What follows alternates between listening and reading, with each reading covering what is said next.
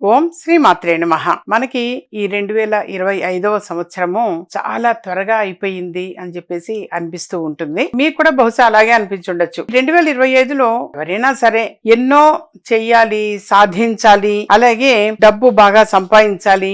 ఉద్యోగస్తులకైతే salary hike అవ్వాలి అని చెప్పేసి, వ్యాపారస్తులైతే అధిక లాభాలు గడించాలి అని ఒక ప్లానింగ్ అనేది సహజంగా ఉంటుంది. అలా ఎక్స్పెక్ట్ చేసి ఉండొచ్చు. కానీ ఈ 2025లో యథార్థంగా అడుగుపెట్టిన తర్వాత సహజంగా అనుకొని ఉండొచ్చు. కానీ ఈ 2025లో మీరు అనుకున్నది సాధించలేక కష్టాలు ఎక్కువగా అయ్యి, సంపాదించిన డబ్బు సరిపోక మీలో మీరే బాధపడుతూ మదన పడిపోతూ ఉండవచ్చు.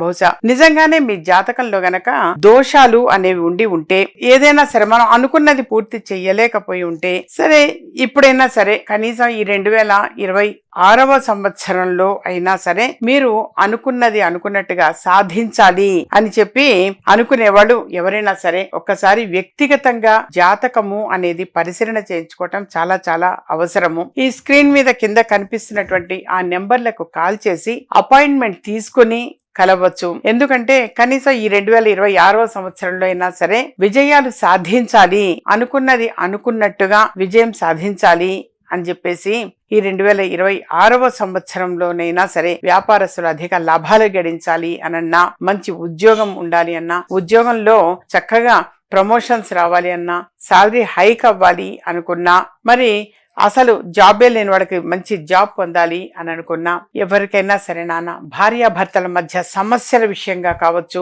చాలా మంది కూడా భార్యాభర్తల మధ్య సమస్యల విషయంలో సతమతమైపోతూ ఉంటారు. సహజంగా దీనివల్ల పిల్లలు చాలా బాధపడుతూ ఉంటారు, మనసు కష్టం అనిపిస్తుంటుంది. కానీ ఎటువంటి సమస్యకైనా సరే, సొంత ఇల్లు కట్టించుకోవాలి అనుకున్నా, మంచి ఉద్యోగం పొందాలి అనుకున్నా, ప్రమోషన్స్ రావాలన్నా, బిజినెస్ లో అధిక లాభాలు గడించాలి అనుకున్నా, బయట ఆగిపోయిన డబ్బులు తిరిగి పొందాలి అని అనుకున్నా, ఆరోగ్యం ప్రధానంగా, ఆరోగ్యం ఇంపార్టెంట్, చక్కని ఆరోగ్యం సొంతం అవ్వాలి అని అనుకున్నా, ఎటువంటి సమస్యకైనా సరే నాన్న చక్కని పరిష్కారంగా ఈ విజయ మార్గం అని చెప్పేసి ఎప్పుడూ తెలియచేస్తూ ఉంటాను. వ్యక్తిగతంగా అపాయింట్మెంట్ తీసుకొని కలవండి. ప్రతి సమస్యకి పరిష్కారం ఉంటుంది. పరిష్కారం లేని సమస్య అనేది ఎప్పుడు కూడా ఉండదు. బయటికి చెప్పుకోలేని సమస్యలతో కూడా ఎంతో మంది సతమతమైపోతూ ఉంటారు. అటువంటప్పుడు మా అమ్మ ఉన్నారులే అని అనుకొని పర్సనల్ గా వ్యక్తిగతంగా అపాయింట్మెంట్ తీసుకొని సంప్రదించవచ్చు.